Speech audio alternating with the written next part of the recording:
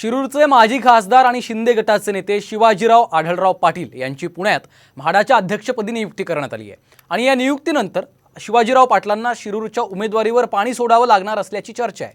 पण शिवाजीराव पाटलांनी लोकसभेच्या रिंगणात उतरण्याचा दावा केल्यामुळे शिरूर लोकसभेमध्ये चुरस वाढली आहे। पाहूयात हा रिपोर्ट। पुणे म्हाडाच्या अध्यक्षपदी शिवाजी आढळराव पाटील। शिरूर लोकसभा निवडणुकीतून पाटलांचा पत्ता कट। मी लोकसभा लढणार आणि जिंकणारही, शिवाजीरावांचा दावा। शिंदे गटाचे नेते आणि माजी खासदार शिवाजी आढळराव पाटील यांची पुणे म्हाडाच्या अध्यक्षपदी निवड झाली।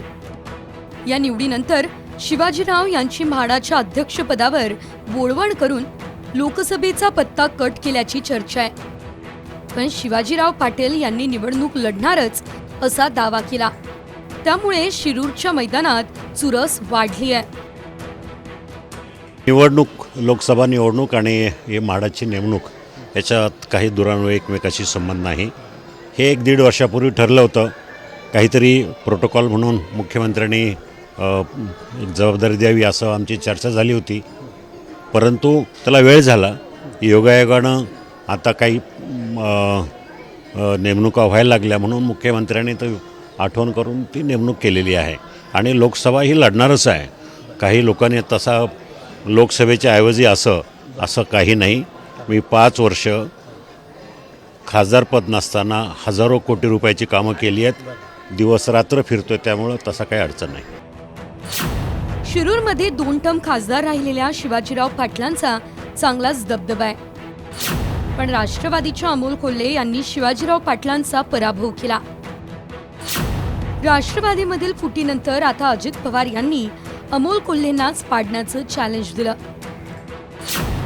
त्यासाठी अजित पवार यांच्याकडून पार्थ पवार किंवा वळसे पाटील यांची मुलगी पूर्वा वळसे पाटील यांना संधी मिळणार अशी चर्चा आहे।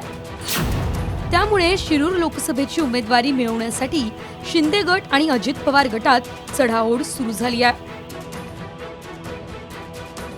दरम्यान शिरूर लोकसभेसाठी महायुतीत चढाओढ सुरू असली तरीही अंतिम ध्येय मोदींच्या विजयाचंच असल्याचं भाजप नेते अतुल देशमुख यांनी म्हटलं।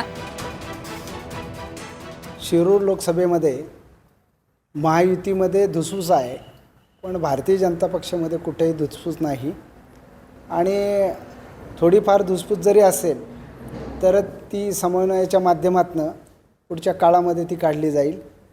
भारतीय जनता पक्ष आणि शिरूर लोकसभेतील मतदार हा उमेदवार कोण यापेक्षा आपलं मत मोदींना हे देण्यासाठी उत्सुक आहे।